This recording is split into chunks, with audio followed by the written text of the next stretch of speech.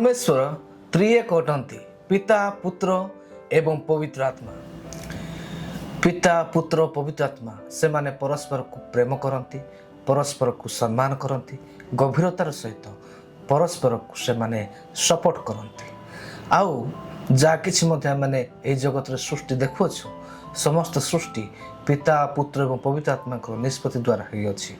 परमेश्वर को वाक्य लिखा जाए पुत्र परमेश्वर प्रभु ख्रीष्टंकर कहवा द्वारा समस्त विषय सृष्टि है। आज मैंने से वाक्य को देखा जहन लिखित सुसमाचार 1 पर्व 1-3 सेठा लिखा जाए आद्य वाक्य थिले, वाक्य ईश्वर संगे थिले, सही वाक्य ईश्वर थिले, से आद्य ईश्वर सहित थिले, ताहांको द्वारा समस्त सृष्ट है।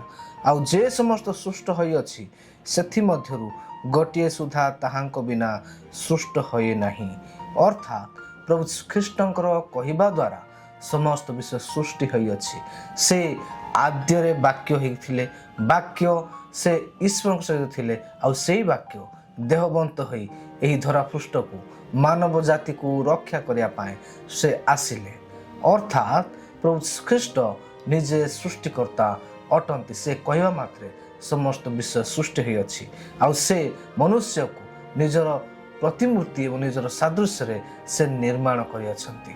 परमेश्वर निष्पत्ति द्वारा पिता पुत्र पवित्र आत्मा निष्पत्ति द्वारा मनुष्य निर्मित एवं समग्र जगत निर्मित होइअछि। आदि पुस्तक 1 पर्व 26 रे लिखा जाए एथिउतारु परमेश्वर कहिले आम्हे माने अपना प्रतिमूर्ति रे ओ अपना सादृश्य रे मनुष्यर निर्माण करू। से माने जलचर मत्स्यगण ओ खेचर पक्षीगण ओ पशुगण ओ समस्त पृथ्वी ओ भूमि रे गमनशील सबु उरगामी जंतु परे कर्तृत्व करिवे। एही वाक्य रे आमे देखुछु आम्हे माने बोल लिखा जाए आमे माने मनुष्य को सृष्टि करू। अर्थात एही वाक्य पिता पुत्र एवं पवित्र आत्मा परमेश्वर को दर्शाए। से मानकर निष्पत्ति द्वारा समग्र जगतर समस्त विषय सृष्टि है एवं मनुष्य को मध्य से सृष्टि कले एवं एही जगत को कर्तृत्व करिया पाए अधिकार मध्य से माने देले। अर्थात आमे एथिरे बुझी पारछु जे प्रत्येक विषय पिता पुत्र एवं पवित्र आत्मा परमेश्वर सृष्टि रे अछंती, सृष्टि पूर्वरु अछंती। अनेक लोक मानकर प्रश्न थाई पारे प्रभु जीशु ख्रीष्ट तो 2000 वर्ष पूर्व से यही धरा पृष्ठ जन्म ग्रहण करथिले, कि प्रकार से सृष्टिकर्ता अटंती। यही प्रकार प्रश्न जिहुदी माने मध्य प्रभु ख्रीष्ट को कहिथिले। से माने कहिथिले तुमको तो 50 वर्ष मध्य होई नाही, कि प्रकार तुम्हें आद्यरु अछ बोली कहूअछ, कि प्रकार तुम्हें अब्राहम को पूर्व अछ बोली कहूअछ। आ प्रभु ख्रीष्ट से समय उत्तर देउछंती जे मु अब्राहम को पूर्व थिली एवं मोर आगमन को अब्राहम देखी उल्लास कले। अर्थात अब्राहम आत्मिक भाव में प्रभु ख्रीष्टंकर एही धरा पृष्ठ रे आगमन करिया विषय से देखिथिले एवं ताहांकर वंशर ही प्रभु ख्रीष्ट एही मानव जाति को उद्धार करिया पई रक्षा करिया पई एही धरा पृष्ठ रे जन्म ग्रहण कले। आमे जो देखिबा जहन लिखित सुसमाचार 8 पर्व 58 पद सेठारे से जिहुदी माननकु एही प्रश्नर उत्तर से देउछंती। जेसु से मानन कहिले सत्य सत्य मु तुम मानन कहूअछि अब्राहमक जन्म पूर्वरु मु अछि। अर्थात प्रभु ख्रीष्ट अब्राहमक जन्म पूर्वरु अछंती। से आत्मार भी परमेश्वर अटंती। एही सृष्टिर जन्म पूर्वरु अछंती। एही सृष्टि को समस्त विषय को से निजर कहवा द्वारा से सृष्टि करि अछंती।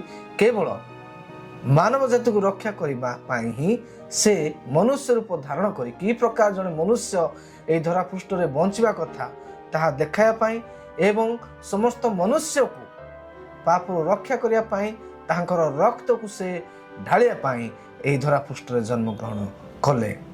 आउ परमेश्वर वाक्य बाइबल रे लॉजिक अछि मोर प्रिय माने कौन से प्रकार भाव रे आपण द्वंद्व हेबे नाही। एहा मु शॉर्टकट भाव रे कहू अछि। आपण जदि परमेश्वर वाक्य को देखिबे आपण बुझी पारिबे जे प्रभु ख्रीष्ट आमान को एते प्रेम कले, ईश्वर को पुत्र प्रभु ख्रीष्ट एते हमक प्रेम कले जे आमान को पाए से मानव रूप धारण करी ए जगत को से आसिले। आमान को सृष्टिकर्ता हेले मध्य से निज को नम्र कले, कारण आमान मोराल वैल्यू कौन आम बुझु नथिलु এই মনুষ্য বুঝিপাରୁନାହିଁ ଯେ କାହିଁକି ସେ ଏହି ଜଗତରେ ଜନ୍ମଗ୍ରହଣ କରିଛି, ମନୁଷ୍ୟର ଉଦ୍ଦେଶ୍ୟ କ'ଣ, ଲକ୍ଷ୍ୟ କ'ଣ, ତାହା ସେ ବୁଝିପାରୁନାହିଁ। ଏହି ସମସ୍ତ ଲକ୍ଷ୍ୟ, ଉଦ୍ଦେଶ୍ୟ, ଦର୍ଶନ, ମନୁଷ୍ୟର କି ପ୍ରକାର ହେବା ଆବଶ୍ୟକ, କି ପ୍ରକାର ଏହି ଜଗତରେ ବଞ୍ଚିବା ଆବଶ୍ୟକ, ସେହି ସମସ୍ତ ବିଷୟ ପ୍ରଭୁ ଖ୍ରୀଷ୍ଟ ଏହି ଜଗତକୁ ଦେଖାଇବା ପାଇଁ ଆସିବା ସହିତ ମନୁଷ୍ୟକୁ ଅନନ୍ତ ମୃତ୍ୟୁରୁ ରକ୍ଷା କରିବା ପାଇଁ ନିଜର ରକ୍ତକୁ ସେ, ପବିତ୍ର ରକ୍ତକୁ ସେ ଢାଳି ଅଛନ୍ତି। ସେ ଘୃଣା ପରିବର୍ତ୍ତେ ପ୍ରେମକୁ ଶିଖାଇବା ପାଇଁ ଚାହାନ୍ତି।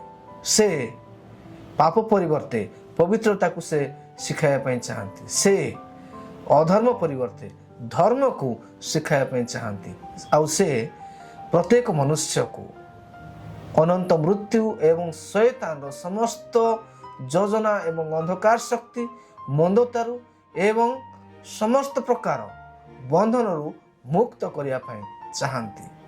ସେଥିପାଇଁ ସେ କୌଣସି ପାପୀ ଭଳିଆ କାର୍ଯ୍ୟ ଏହି ଜଗତରେ କଲେ ନାହିଁ। କୌଣସି ପାପ ନ କଲେ ମଧ୍ୟ ସେ ଜଣେ ଧାର୍ମିକ ବ୍ୟକ୍ତି, 100% ମନୁଷ୍ୟ ଏବଂ 100% ପରମେଶ୍ୱର ଥିଲେ।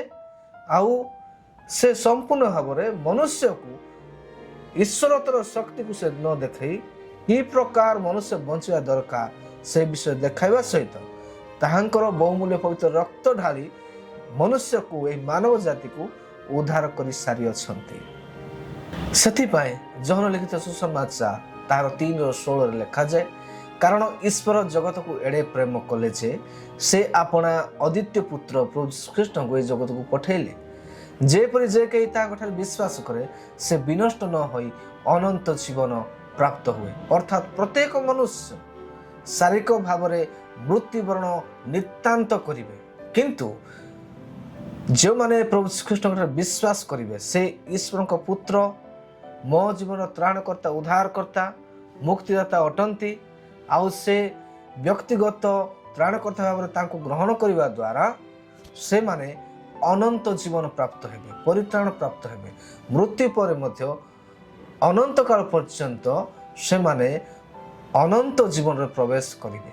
କାରଣ ଆମେମାନେ ଶାରୀରିକ ଭାବରେ ହୁଏତ ମୃତ୍ୟୁବରଣ କରୁ, କିନ୍ତୁ ଆମର ଆତ୍ମା କଦାପି ମୃତ୍ୟୁବରଣ କରେ ନାହିଁ। କାରଣ ଈଶ୍ୱର ଆତ୍ମା ଅଟନ୍ତି ଏବଂ ସେ ଆତ୍ମରୂପୀ ପରମେଶ୍ୱରଙ୍କ ସହିତ ପୁନର୍ବାର ଯେଉଁମାନେ ଆତ୍ମିକ ଭାବରେ ବଞ୍ଚନ୍ତି, ପ୍ରଭୁ ଶ୍ରୀକୃଷ୍ଣଙ୍କୁ ବିଶ୍ୱାସ କରି ସେମାନେ ଆତ୍ମାଙ୍କ ସହିତ ସଂଲଗ୍ନ ହୁଅନ୍ତି ଏବଂ ଅନନ୍ତକାଳ ପର୍ଯ୍ୟନ୍ତ ଈଶ୍ୱରଙ୍କ ରାଜ୍ୟ, ସ୍ୱର୍ଗ ରାଜ୍ୟରେ ବାସ କରନ୍ତି। କିନ୍ତୁ ଯେଉଁମାନେ ପ୍ରଭୁ ଶ୍ରୀକୃଷ୍ଣଙ୍କୁ ବିଶ୍ୱାସ କରନ୍ତି ନାହିଁ ସେମାନେ ବିଚାରିତ ହେବେ ଏବଂ ଅନନ୍ତକାଳ ପର୍ଯ୍ୟନ୍ତ ଅନନ୍ତ ନରକରେ ସେମାନେ ନିକ୍ଷିପ୍ତ ହେବେ। ଏହା ଈଶ୍ୱରଙ୍କ ବାକ୍ୟରେ ଲିଖିତ ଅଛି।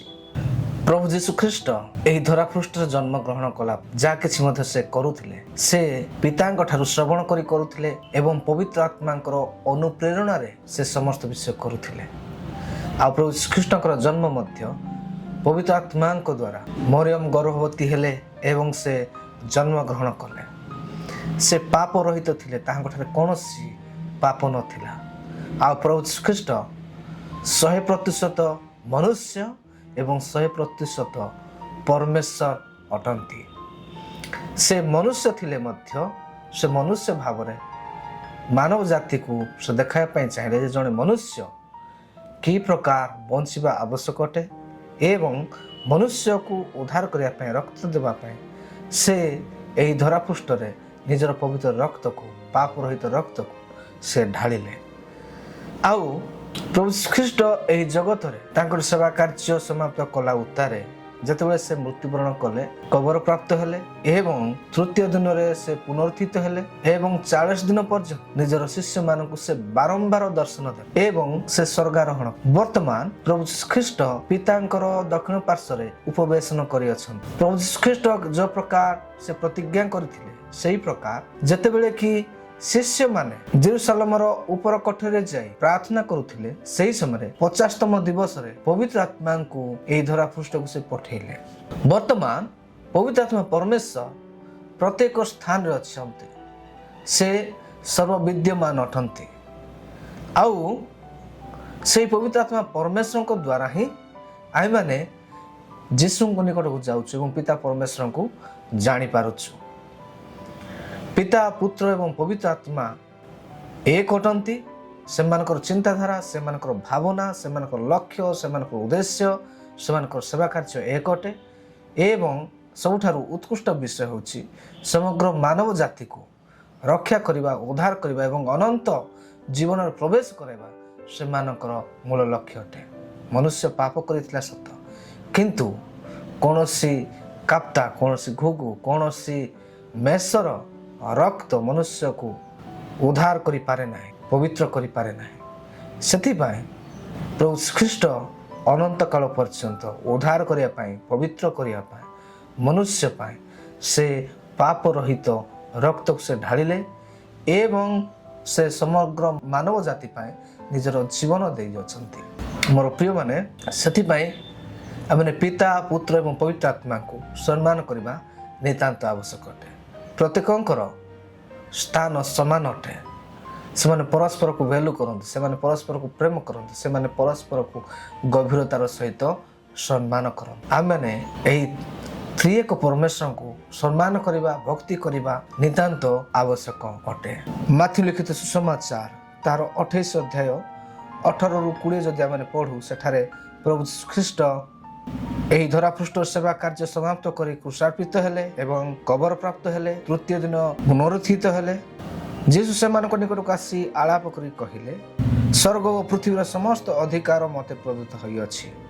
ଅତଏବ ତୁମେମାନେ ଯାଇ ସମସ୍ତ ଜାତିର ଲୋକଙ୍କୁ ପିତା, ପୁତ୍ର ଓ ପବିତ୍ର ଆତ୍ମାଙ୍କ ନାମରେ ବାପ୍ତିସ୍ମ ଦେଇ ମୁଁ ତୁମମାନଙ୍କୁ ଯେଉଁ ଯେଉଁ ଆଜ୍ଞା ଦେଇଅଛି ସେହିସବୁ ପାଳନ କରିବାକୁ ଶିକ୍ଷା ଦେଇ ସେମାନଙ୍କୁ ଶିଷ୍ୟ କର। ଆଉ ଦେଖ, ଯୁଗାନ୍ତ ପର୍ଯ୍ୟନ୍ତ ସଦାସର୍ବଦା ମୁଁ ତୁମ୍ଭମାନଙ୍କ ସଙ୍ଗେ ସଙ୍ଗେ ଅଛି। ଏଠାରେ ପ୍ରଭୁ ଖ୍ରୀଷ୍ଟ କହୁଅଛନ୍ତି ପିତା, ପୁତ୍ର ଏବଂ ପବିତ୍ର ଆତ୍ମାଙ୍କ ନାମ। ଆମେମାନେ ସେଇ ତ୍ରିଏକ ପରମେଶ୍ୱରଙ୍କୁ ସମାନ ଭ୍ୟାଲୁ କରୁ ଏବଂ ତାଙ୍କର ଲକ୍ଷ୍ୟ, ଉଦ୍ଦେଶ୍ୟ, ଦର୍ଶନକୁ ଆମେ ଆମ ଜୀବନରେ ବୁଝୁ ଏବଂ ଏହି ଜଗତରେ ବଞ୍ଚୁ। ସେ ତ୍ରିଏକ ପରମେଶ୍ୱର ଏକ ଅଟନ୍ତି।